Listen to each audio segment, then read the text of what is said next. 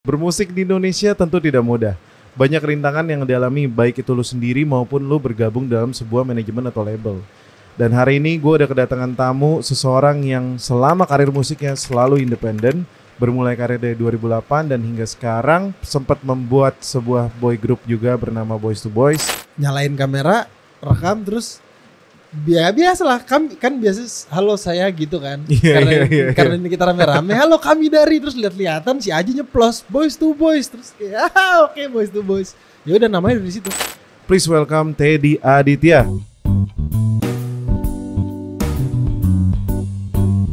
Halo, bro. Teddy Aditya. So nice to have you here, bro. Thank you for having me, bro. Yeah, kita kayaknya umurnya sama nih, 1991 nih. 91 ya. Gue juga 91. Berkarirnya dari 2008 berarti 2008. Backing vokal. Backing vokalnya Andre Hanusa. Wih, berarti udah tahu bagian mana yang di KKEB itu bagian KKEB, Bidadari, Kuta Bali, Hatam lah. Hatam ya. Jadi kalau udah ibaratnya suara 2, 3 udah hafal semua ya. Gue dulu bagian suara 2. Oh, bagian suara 2. Ada berapa backing vokalnya? Backing vokal ada 3. Oh, 2 cowok 1 cewek. Oke. Dan waktu pas dulu proses untuk menjadi backing vokal Andre Hanusa pada tahun 2008, itu ada audisi atau dari rekomendasi teman-teman aja? Enggak ada sih. Kebetulan bokap sama Om Andre itu teman kecil lah, teman muda. Terus orang dalam berarti ya? Natalan, enggak ya bisa dibilang gitu. Cuman tidak ada, gue juga enggak kepikiran pengen jadi penyanyi waktu itu. Oke. Natalan kita main lah ke rumahnya dia. Main ke rumahnya dia nyanyi-nyanyi. Terus gue disuruh nyanyi, gue masih yang malu-malu gitu kan. Oke.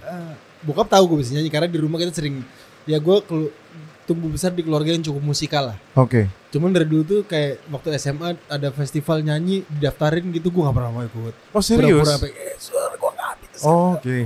Gitu. Natalan berarti Kristen? Gue Natalan ke mereka, gue Lebaran. Oke. Om Andre yang Natalan. Pas dia Natalan kita ke rumahnya dia. Oh iya Bineka, siap. Bineka, kita main ke rumahnya dia. Terus nyanyi lah segala macam. Terus disuruh nyanyi gue. Lagu Natal? Enggak. Oke. Gue lupa waktu itu nyanyi lagu apa juga. Cuma pokoknya intinya disuruh nyanyi. Itu the song that changed your life loh. Iya bisa dibilang begitu. Cuman gue lupa lagu apa. Terus disuruh nyanyi. Abis disuruh nyanyi, begitu gue nyanyi selalu malu-malu gitu kayak tapi gue nyanyi dengan seperti biasanya gue nyanyi lah. Oke. Terus Om Andre cuma ngeliat ke bokap gue, lu kok gak ngomong anak lu bisa nyanyi gini? Gitu. Ya udah ikut gue. Ditawarin gitu tuh petir langsung. Langsung ditawarin. Udah langsung ngomongin honor apa segala gak? Enggak. Oh belum. Oke. Dia cuman kayak ikut gue ya gitu. Oke. Terus gue kayak waktu itu gue baru selesai SMA, baru lulus kan. Gue waktu kecil tuh gue atlet tenis, dan waktu udah lulus SMA udah mau kuliah dan segala macem, kayak masih di kepala gue masih atlet gitu. Jadi diajakin ikut gue tuh gue masih kayak apa nih, nyanyi. Akhirnya main ke kantornya beberapa kali, terus dia ngajak kita, mau nggak jadi backing vokal om? Gue nggak tahu basicnya pecah suara kayak gimana. Gue cuma tahu instingtif. Maksudnya di rumah ya gue sama bokap sama adik-adik gue biasa lah nyanyi pecah suara apa segala macam. Cuman secara begitu ditawarin profesional kan itu hal yang berbeda ya. Betul. Jadi gue kayak ya boleh om. Cuman gue kayak masih agak takut gitu. Tapi akhirnya diajakin, ketemu salah satu backing vokal yang juga kerja di kantornya Om Andre waktu itu, namanya Pedro Lohi, yang akhirnya menjadi mentor gue waktu itu. Dia yang ngajarin basicnya yang sebenarnya kayak ya menurut dia sebenarnya lu udah tahu, cuman ini apa knowledge-nya kayak gini nih. Kalau lu jadi backing vokal tuh kayak gini, pecah suaranya, suara 2 tuh adalah ini, suara 3 tuh adalah ini, terus kayak bagian-bagiannya gini. Dia mengkoridorkan pengetahuan. Mengkoridorkan pengetahuannya gitu. Jadi udah berjalan 1 tahun, 2 tahun, 2008 sampai 2010. Ya banyak lah itu yang gue dapetin dari situ. 2010 gue ketemu di Twitter sama Kunto Aji sama Adera sama Beboy. terciptalah Ketemu si di Boys. Twitter. Ketemunya di Twitter. As in kalian saling aktif tiba-tiba ngobrol gitu ya. Iya. Oh wow. Jadi dulu Twitter suka yang kayak gue nggak tahu juga, gue lupa juga gimana prosesnya, tiba-tiba ada yang mention kayak ini nyanyi kita waktu itu cuma tahu Aji Idol B-Boy dulu punya grup band namanya Seven Soul. Oke. Terus Adera anaknya Ebit Gade.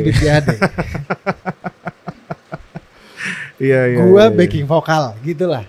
Akhirnya ketemu nongkrong segala macam, ternyata lebih nyambung nongkrongnya gitu. Maksudnya begitu kita ketemu anjing nongkrongnya nyambung banget ya gitu. Pun Boys to Boys terciptanya nggak sengaja. Oke. Karena sama-sama suka Boys to Men. Enggak. Itu namanya aja gara-gara Aji. Jadi kita buka puasa bersama. Terus si Adera waktu itu lagi rajin-rajinnya, itu 2010 awal tuh lagi rajin-rajinnya bikin cover di YouTube. Oh iya. Dia sebelum banyak orang melakukan. Betul. Itu dia salah satu yang steps ahead. Dia salah satu yang pertama lah bikin cover di YouTube. Itu dia karena dia lagi rajin, dia ngajakin biar buka bersama ke rumah gue yuk. Kita bikin cover gitu. Ya udah ayo. Siapa aja, gua Aji. Ya udah kita berempat gitu. Dari sekian banyak yang nongkrong lah. Kita berempat ke rumahnya Adera, nongkrong segala macam, bikin. Kita nggak latihan, kita cuma pilih lagu, nggak latihan mau nyanyinya kayak gimana, bagi-bagiannya seperti apa segala macam, cuman nentuin nada dasarnya gimana. Terus si Adera kita langsung rekam aja lah, bikin 4-5 video gitu supaya kita nguploadnya langsung sekaligus gitu. Oke. Kalau di tahun segitu dia mikirnya udah gitu tuh. Iya. Terus udah advance nih. Iya. Kecepatan. Terus akhirnya nyalain kamera, rekam, terus biasalah kan biasa halo saya gitu kan. Karena ini kita rame-rame, halo kami dari, terus lihat-lihatan si Aji nyeplos Boys to Boys, terus kayak oke, Boys to Boys. Ya udah namanya dari situ. Enggak memang tidak direncanakan. Gue tahu banget tuh, karena waktu pas dulu di era Indofitgram itu kan sempat awal-awal kenal temenan sama Adera dan Aji juga. Itu konten Boys to Boys sering seliweran. Cover-covernya kalian di kamar itu. Itu bisa dibilang viral sebelum era-era viral ya. Sebelum era-era viral. Coba kalau kalian lakuin itu. Coba kalau lu pada kelahiran 2000-an gitu ya. Wah ngaco sih. Kebayang. Ngaco sih. Cuman gue akhirnya terus kemudian diundang ke Dahsyat. Buset. Ya, belum ada single diundang ke Dahsyat. Belum ada. Diundang ke Dahsyat. Nyanyi apa? Cover yang kita coverin di YouTube. Oke. Kita nyanyi cover waktu itu gue memori gue di tahun itu tentang lagu-lagunya udah blur lah. Cuman proses-prosesnya yang sangat gue ingat dan pembelajaran sih. Cuman kalau lagunya gue lupa banget. Cuman waktu diundang ke Dahsyat pertama kali, Adera tuh lagi ngerjain Lebih Indah. Lagi ngerjain single pertamanya dia. Nah, itu. Terus dia kayaknya gue nggak ikut deh. Kalian aja deh. Terus si Aji juga waktu itu masih baru beres Idol, terus belum tahu mau ngapain. Ya udahlah kita hajar aja lah gitu. Dari situ terus mulai diundang manggung pensi, diundang manggung. Lu jadi serius nih gitu. Iya. Akhirnya bikin singlenya juga kayak bercandaan. Masih bisa diakses sampai sekarang singlenya? Gak tahu, gue nggak pernah ngecek. Cuman di YouTube sih masih ada. Oke. Di YouTube ada video iseng-iseng yang kita pakai yang apa namanya di belakang kasur doang gitu. Maksudnya rekamannya juga cuma pakai handphone. Emang gak ada yang serius sih. Oke. Dan akhirnya single itu dibikin karena udah mulai serius, diundang-undang ke pensi, udah mulai ada demand. Itu demandnya gue di tahun segitu gue bisa bilang cukup tinggi sampai akhirnya gue meninggalkan pekerjaan gue sebagai backing vokal. Oh, oke. Berarti transisi dari backing vokal sampai ke menjadi personel Boys to Boys itu di tahun 2010-an? 2010.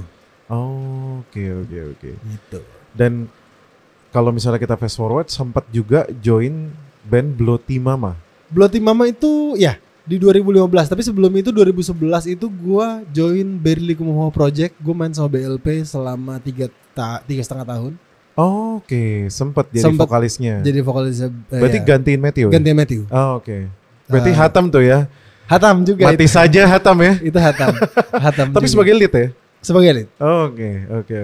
Jadi maksudnya setelah sekarang gue melihat ke belakang, oh pelajarannya ternyata, maksudnya gue dikasih jalannya tuh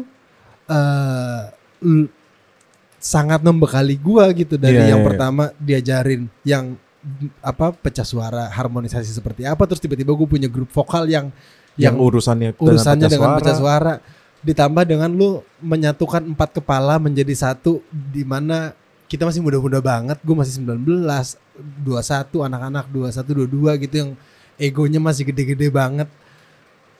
Kita harus belajar untuk gue harus belajar untuk meredam ego gue, pengen naik ini apa segala macem. Terus habis itu main sama Berli Kumo Project yang akhirnya gue belajar, oh musik tuh gini ya. Gue dijejelin belajar musik secara, karena gue nggak pernah sekolah, nggak pernah belajar formal secara belajar secara formal tentang musik gitu. Gue belajarnya emang bisa dibilang di jalan gitu. Jadi ya mentor gue adalah orang-orang yang ngajakin gue bekerja dalam tanda kutip gitu. Itu kalau nggak salah tahun 2011 berarti zaman album Generasi Sinergi. Generasi Sinergi betul. Oke. Dan dari situ lanjut ke band Bloody Mama. Bloody Mama 2015. Kalau Bloody Mama lebih ke, jadi Bloody Mama tuh sebenarnya bandnya udah ada, vokalisnya cabut. Oh oke. Terus gua mirip kayak BLP berarti ya. Mirip kayak BLP, cuman mereka tidak ada intention untuk melanjutkan sebenarnya. Oh oke. Terus karena gue deket banget sama drummernya Rio namanya, drummer Ran sekarang. Gue deket banget sama drummernya, gue main ke rumahnya terus dia dengerin, boy gue punya band, dengerin deh materinya gini-gini. Pas gue dengerin, lanjutin mau nggak gue nyanyi. Di situ gue udah punya objektif karena waktu zaman Om Andre di 2009-an gitu, dia udah pernah nawarin, lu mau jadi penyanyi solo nggak? Mau bikin single nggak gitu? Kita coba aja dulu pakai lagu gue. Om Andre ngomong pakai lagu gue, lu recycle dulu satu lagu apa gitu. Terus gue kayak, gue belum tahu apa-apa lagi. Gue belum punya knowledge yang cukup untuk karena gue orangnya suka nyemplung.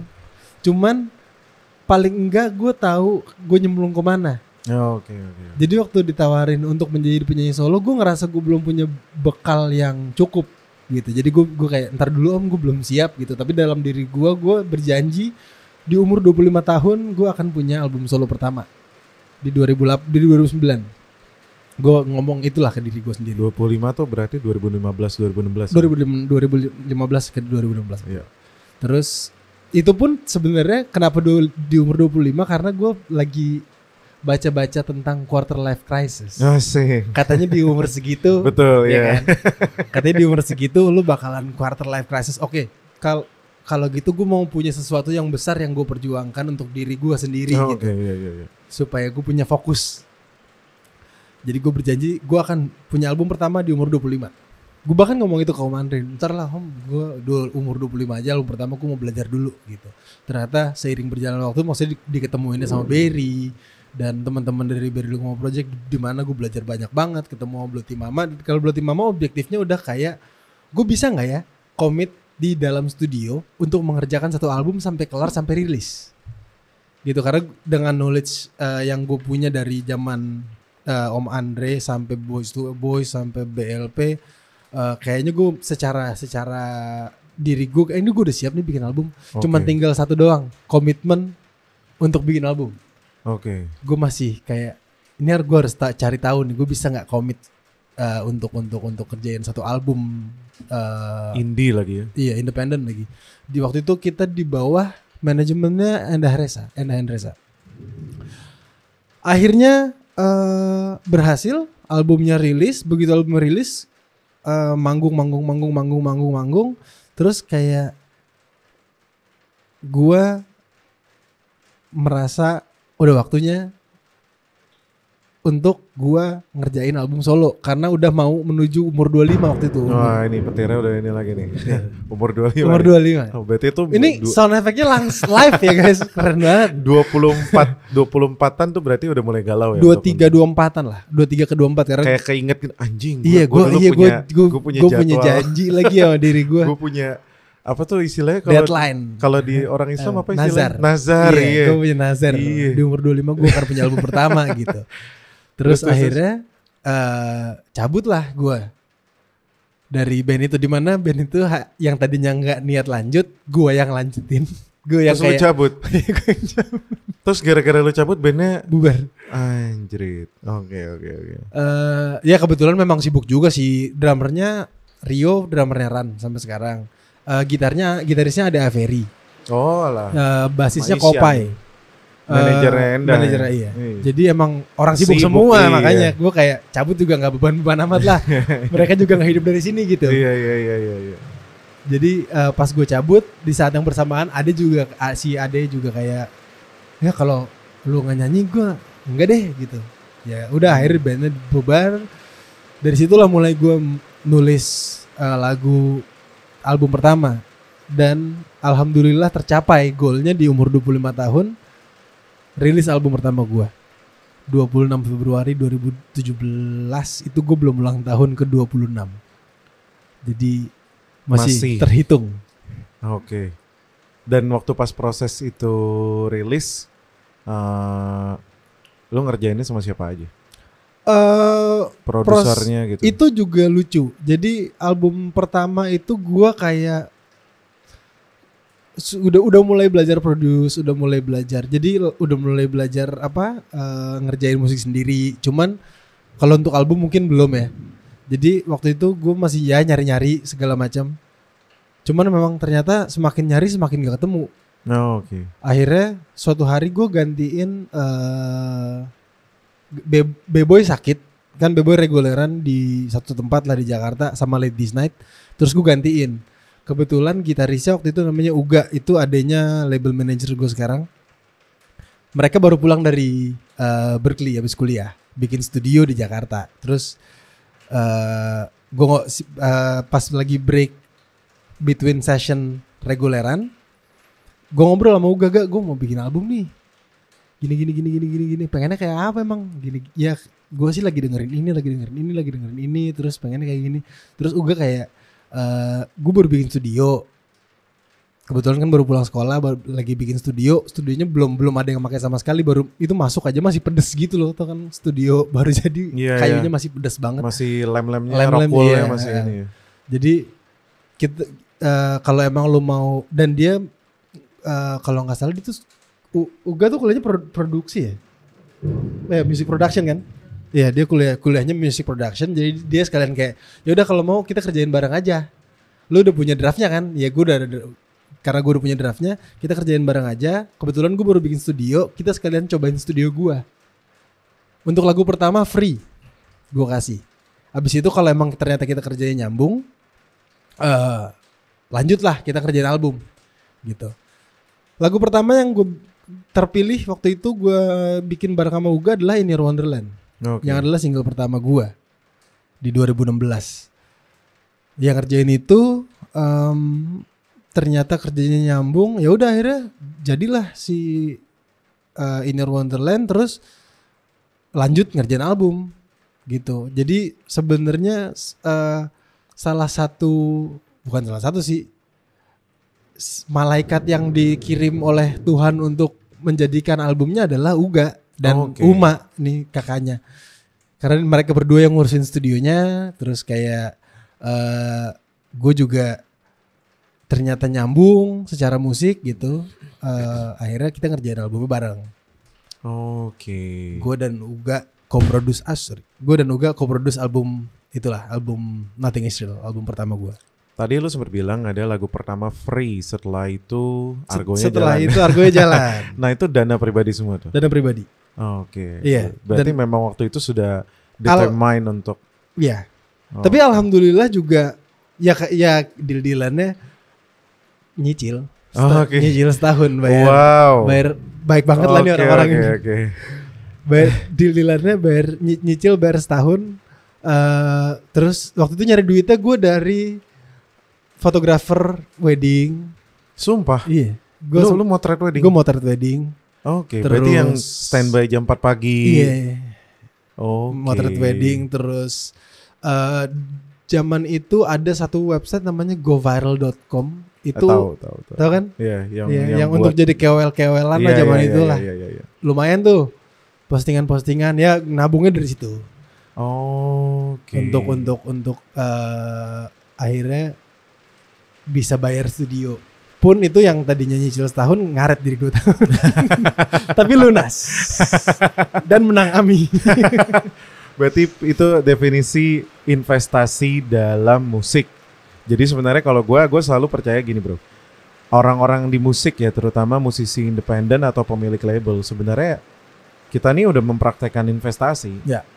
Investasi yang aset lagi. Ya, aset ya, kan, ya. maksudnya aset yang floating, bisa tiba-tiba menghasilkan, bisa tiba-tiba stagnan Dan jangka panjang gitu. jangka panjang, dan memang terlindung oleh hak cipta ya. Meskipun memang ya masih berjuang lah di Indonesia untuk bisa menjadi ideal gitu. Dan berarti waktu pas udah dirilis album, gue ngelihat juga gitu bro, progres. Gue sempat ngelihat satu yang gue cukup salut gitu ya dari lu sempat bikin MV di tempat salju gitu itu Iceland. apa? Iya itu MV lagu apa ya? Healer. Ya. Itu album, ya lagu. Itu sempat jadi perbincangan tuh di YouTuber anjing Teddy bikin MV di tempat yang kayak begini anjing gitu. Maksudnya lu kalau boleh tahu lagu Healer lu bikinnya di Iceland itu what's the background gitu loh. Lu indie juga itu? Itu independen semuanya. Gak ada yang Gak sponsorin? ada, nol. Lu kenapa mau di sini, kan mahal ya bro ya? Berapa duit lu habis? Berapa duit nih? Ratusan. Why? Jadi waktu gue pertama kali ngerjain Healer, ya, baru pertama kali nulis lagunya, somehow di kepala gue yang kebayang Iceland. Gue nggak tahu kenapa. Kayak ini lagu rasanya kayak Iceland gitu. Dan emang Iceland sebagai, maksudnya gue juga orang yang gue bisa bilang gue traveler lah. Sebagai traveler, Iceland salah satu destinasi wajib untuk traveler gitu kali ya. Terus waktu mau ngerjain video klip Healer, itu dalam 1 tahun semua panggung gue cuman ngambil 1 juta, sisanya gue tabung. Jadi misalkan gue katakan gue dapat 5 gitu, 4-nya masuk tabungan, 1-nya gue pakai untuk hidup. Selama sepanjang setahun itu untuk nabung. Dan gue nabungnya karena gue tahu gue orangnya nggak bisa susah untuk nabung.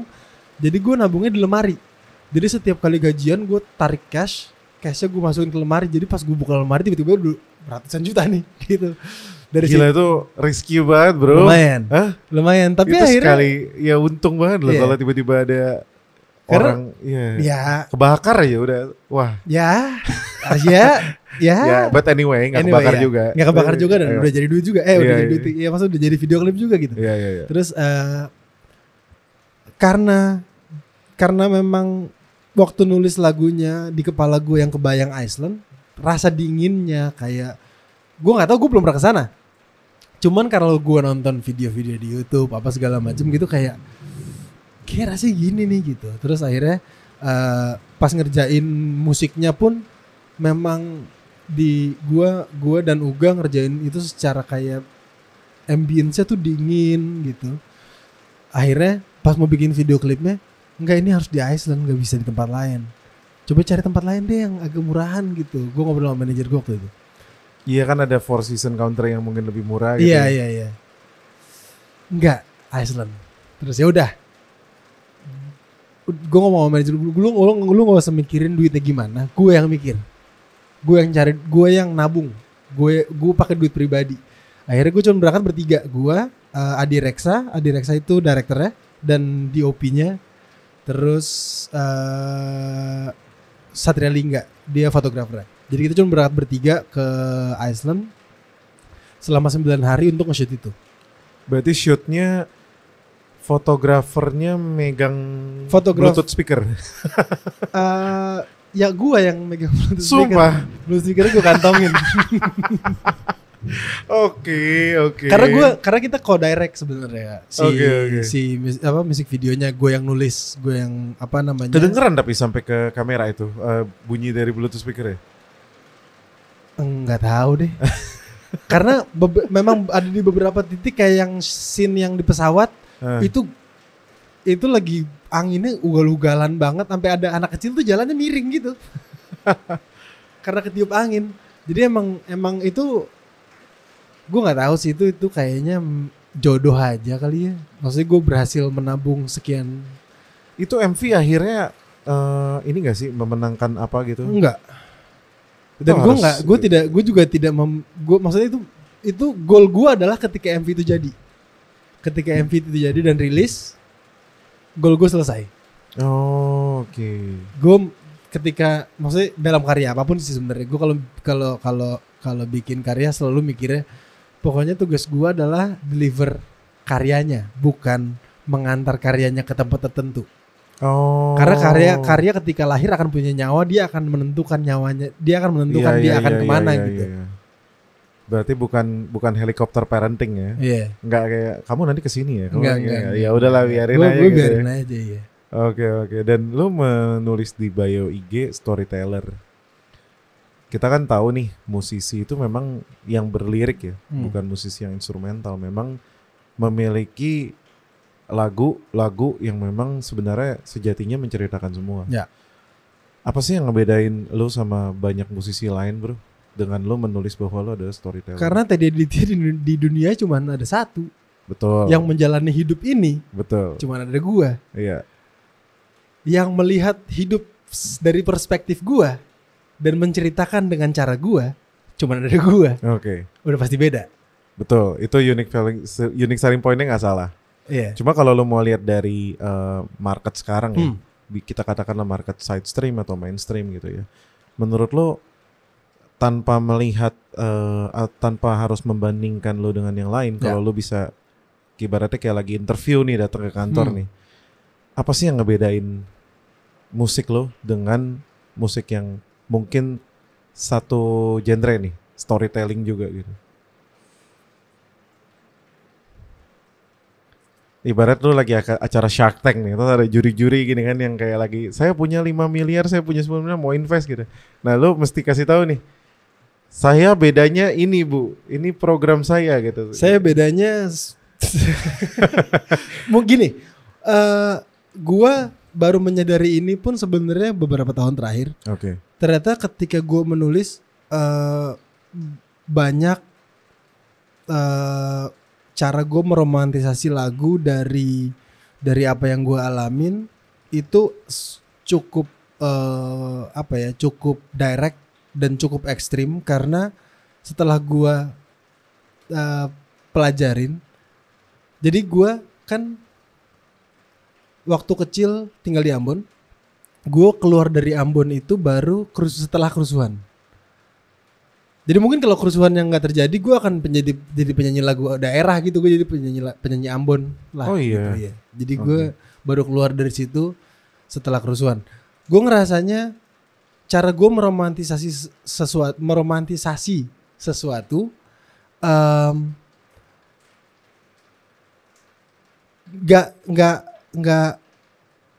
nggak perlu, gue tidak perlu berusaha untuk mencari kalimat yang tepat dan untuk mencari bahasa yang tepat, tapi kayak secara langsung kesakitan dan trauma-trauma yang gue rasain bisa ketranslate meskipun gue ngomongnya direct. Karena kalau diperhatiin hampir semua lirik gue direct lah gitu. Perumpamaan, tidak banyak perumpamaan yang gue gunakan. Kalaupun ada perumpamaannya adalah apa yang terjadi pada saat itu gitu. Oke.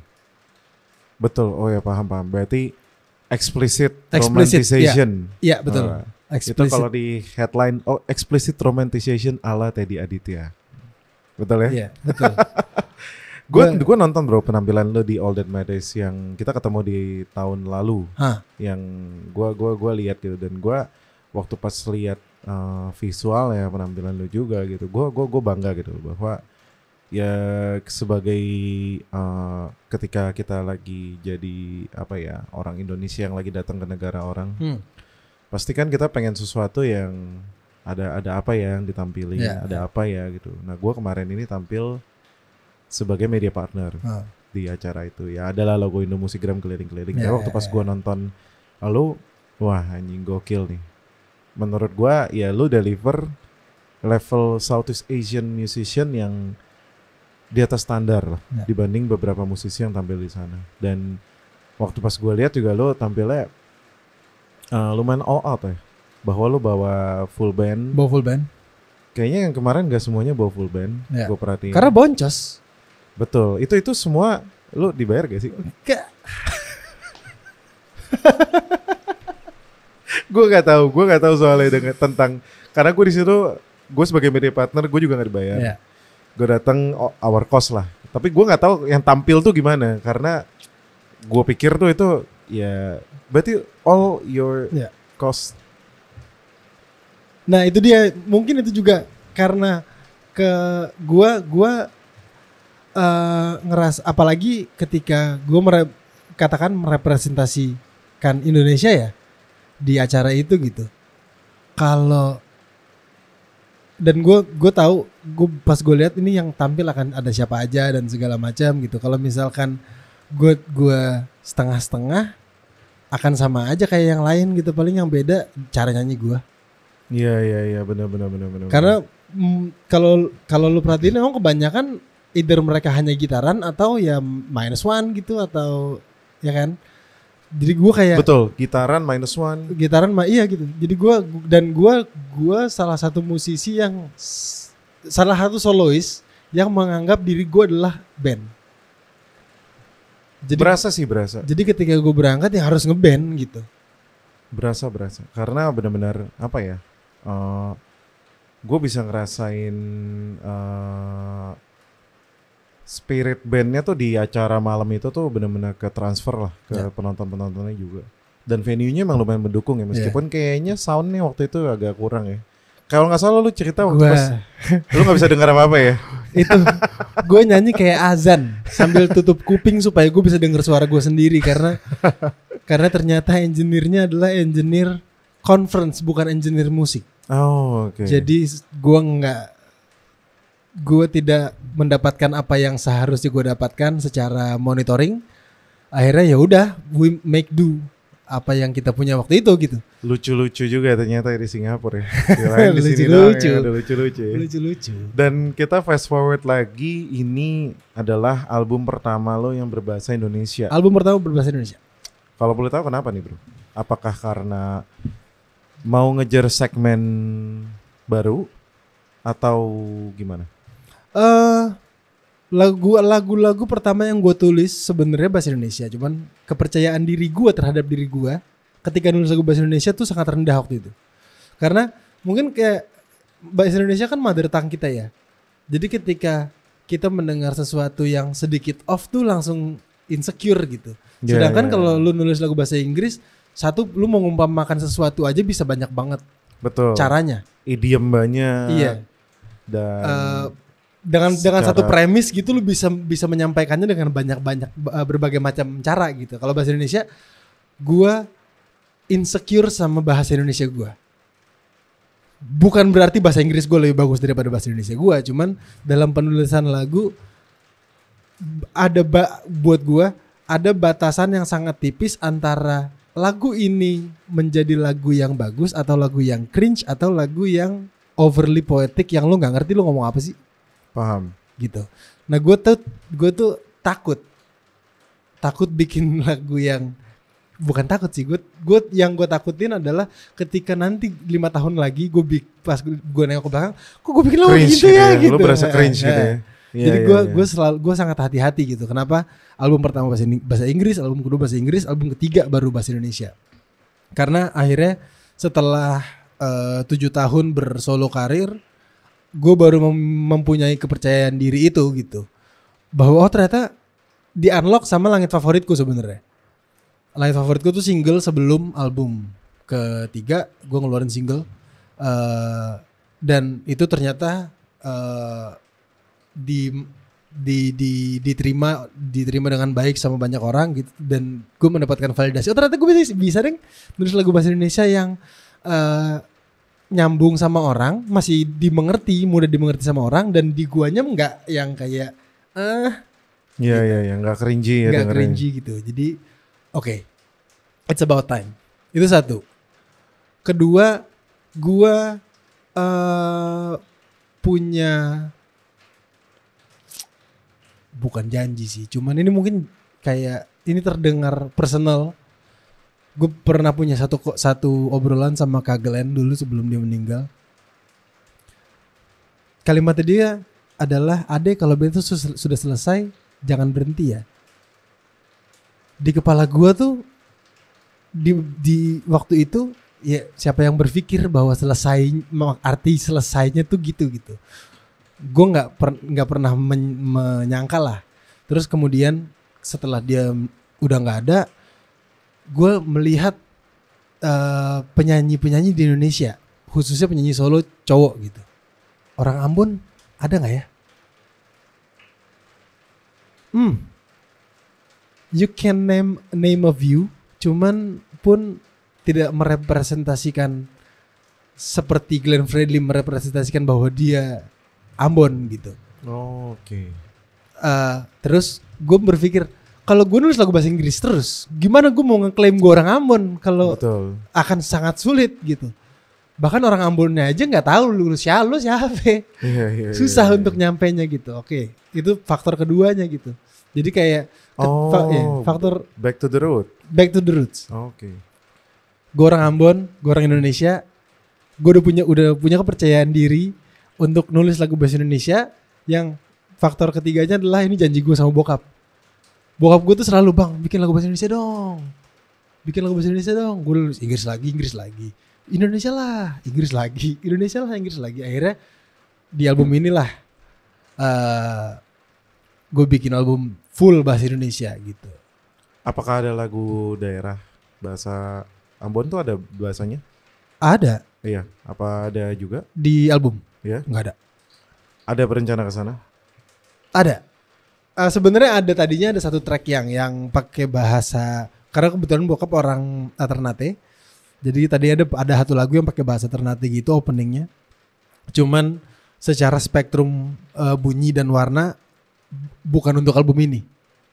Ternyata untuk album berikutnya. Oke. Jadi gua tahan dulu lagunya, tapi udah sempat bikin.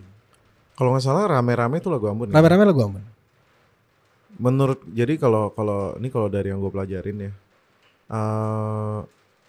kuping kita itu sebenarnya terbuka untuk semua bahasa. Betul. Buktinya K-pop aja kita terima kok. Iya. J-pop aja kita Kayak terima.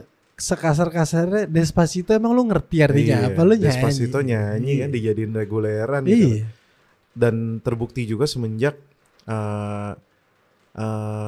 information age dari internet ya. Kita bisa lihat Karena Susayang, Satru dari Denny Caknan, Guyon Waton, dan itu terbukti memang apalagi Sayang Via Valen gitu ya, bahwa dialect language itu tuh nggak lagi menjadi barrier karena mereka sudah menguasai klasemen loh. Kalau yang dulu-dulu mungkin kita cuma ngelihat Barat Indo, tiba-tiba semenjak masuk K-pop, gue percaya it's about time mungkin tahun ini ya, prediksi gue tahun ini. Geng musisi timur Melanesian akan ada tempatnya sih. Apalagi kalau bahasa daerah kalian yang dipakai. Karena menurut gua ya itu, kita banyak banget yang cover Karena Susayang gitu kan. Gua kalau belum kemarin itu gua ke Manado gitu ya, gua baru tahu kalau Su tuh kata singkat dari sudah. Su makan, su ini sudah gitu loh. Dan di sana tuh gue sempat datang ke festival di Manado di Pohon Kasih. Ada festival yang mengundang total 15.000 sampai 20.000 orang gitu ya. Gue datang gitu dan ada Mario Geklau, ada Dian Sorwea dan beberapa ada Wiz Baker gitu ya, orang-orang dari musisi timur gitu. Gue pas lihat line up-nya, anjir gue nggak tahu semua nih. Gue taunya cuma Mario Geklau sama Dian Sorwea, itu juga Dian Sorwea gara-gara Karena Susayang gitu. Tapi pas gue denger mereka main gitu ya, bahkan ada hip hop musician waktu itu namanya Kens, dia bikin lagu namanya judulnya Cap Tikus. Dan gue waktu pas dateng itu semua orang 15-20 ribu orang sing along bro sama lagu-lagu bahasa mereka. Dan gue yang kayak oke, gue terlalu Jakarta sentris ternyata gitu. Karena sebenarnya jauh sebelum era internet pun di Ambon gitu. Gue cuma bisa bicara dari sisi Ambon ya. Kita tiap tahun tuh punya festival tahunan. Iyalah Yang- kota musik bro. Kita punya festival tahunan yang dimana musisi-musisi daerah nyanyiin semua lagu-lagunya mereka dalam bahasa daerah gitu yang dirayakannya dalam satu kota. Jadi festivalnya dalam satu kota itu. Jadi emang kayak dan jangka waktunya tuh 2 minggu gitu. Non-stop. Festival. Iya. Jadi misalnya hari Senin tuh ada makan patita namanya. Oke. Itu ada satu jalan besar di satu jalan besar itu sepanjang jalan itu cuman makanan doang dan lo datang kapanpun lo lapar lo makan di situ. Oke. Terus hari ketiganya ada baris empang. Baris empang tuh kayak setiap kecamatan kayak kalau di sini kecamatan kali ya. Setiap kecamatan punya representatif sekitar 20 sampai 30 orang pemuda ngedance in sync sambil jalan baris keliling kota yang depan bawa boombox gitu. Buset. Iya, itu masa kecil gue yang gue tonton. Dan gue juga ikutan. Itu jarang banget nyampe ke kota kayak begini loh. Maksudnya yang gue tahu tuh vibe yang kayak gitu tuh sempat jadi meme bercandaan tuh yang Afrikan gitu loh, yang apa tuh yang bahkan tuh yang apa yang gotong-gotong peti itu kan iya gitu loh. Nah itu kayak gitu kurang lebih. Cuman dan itu tahunan itu. Setiap mau ulang tahun Kota Ambon. Lo harus jadi duta bro. Ceylon Seven. Tadi gue mau ke sana. Gak, tapi lo harus jadi duta, men. Lo harus banyak kasih culture Ambon. Nggak perlu di Ambon ya. Jadi di sini, tapi lo bawa culture itu ke sini sih. Memang lo harus jadi virusnya bro. Itu personal mission gua nggak pengen ngomongin itu out loud, maksudnya kayak gua nggak mau kayak gue duta gitu, gua mau membawa ini gitu. Gua itu personal mission lah, makanya dalam setiap kesempatan kayak gini gua akan selalu ngomongin tentang keambonan gua, latar belakang gua sebagai orang Ambon dan segala macam gitu. Jadi kayak gua agak takut kalau self proclaim. Iya. Tapi kalau boleh tahu, lebih suka menjadikan personal mission gitu. Kan sempat ada movement Melanesia bersama nih. Ya. Aku hitam apa ya namanya? Itu movement yang gue dulu bantuin si Berry juga. Ya. Itu senada sejalan kah dengan yang lo? Oh gitu. Gue ikutan juga kok. Oke, iya. Dan itu memang masih kalau ibarat fire nih masih burning gak tuh? Masih burning. Cuman memang sempet terhambat pandemi. Abis pandemi tuh agak sibuk masing-masing. Sibuk cari duit masing-masing, wajar lah ya, orang semua kelar pandemi gitu. Cuman pergerakannya sih masih jalan. Kayak gue sempet sama Berry juga bikin satu lagu Ambon, Nusaniwe. Itu udah ada dirilis juga. Kayak itu under the radar ya buat orang-orang Ambon aja gitu. Kayak ya lagu daerah. Maksudnya pergerakannya tetap berjalan gitu.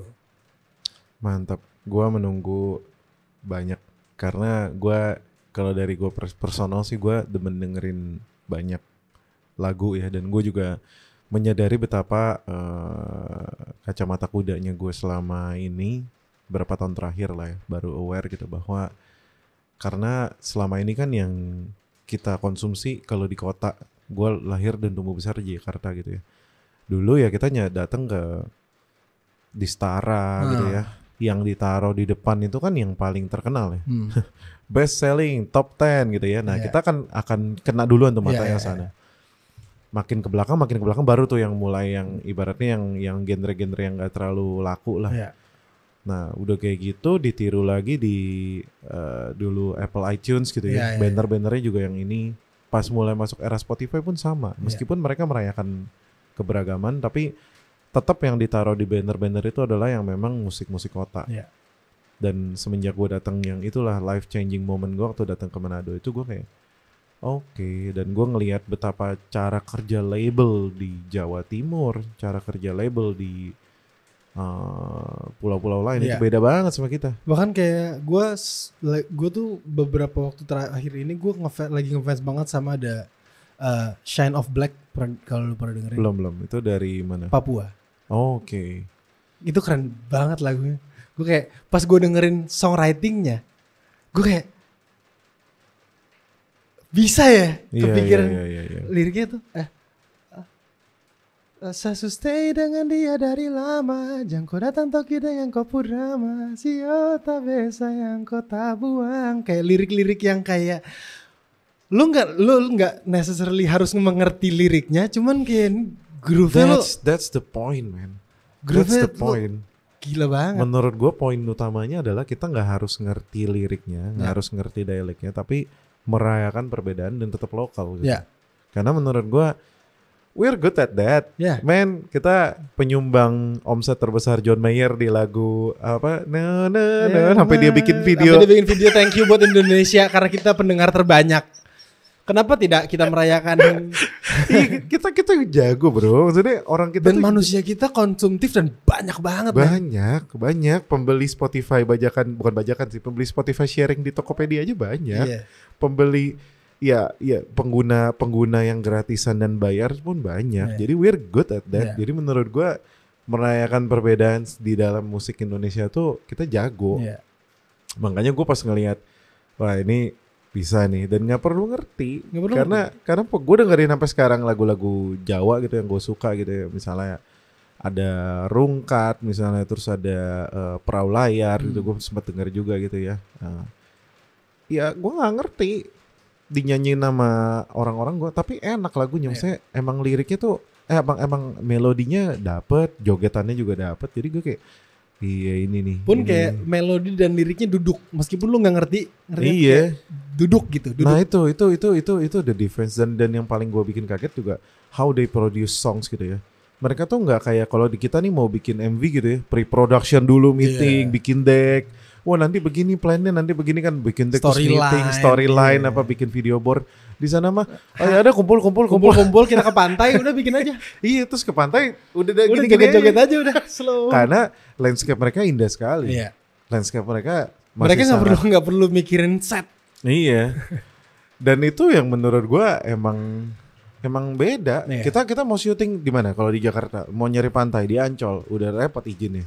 Satu repot izinnya, kedua rame. Terus dan bocor-bocor mulu kan? Iya. Gini dikit ya keluarga lagi makan. Lautnya biru. Iya, lautnya abu-abu. Beda gini ya lagi ada jualan es krim. Walls lagi kelihatan merah. Kalau dulu musisi-musisi Ambon yang tinggal di Jakarta dan bikin video klip di Jakarta tuh syutingnya di Putri Duyung. Buset, mahal juga. Buset itu tempat mahal di Ancol kan. Lumayan. Buset. Gue beser. Gue dulu. Boleh. Aman. Bentar ya. Di sini. Boleh. Wah ini unik banget nih. Ini pertama kalinya ada yang pipis. Nggak apa-apa, nanti kita lanjut. A few moments later. ini lu pertama kali nih ada yang. Karena faktor beser gua adalah dingin, suara air. Oh iya sumpah. Lu ada trigger auditif gitu. Iya, gua kalau udah ada suara air kricik itu gelisah pengen. But anyway, thank you banget Teddy Aditya for sharing with me today. Thank you man.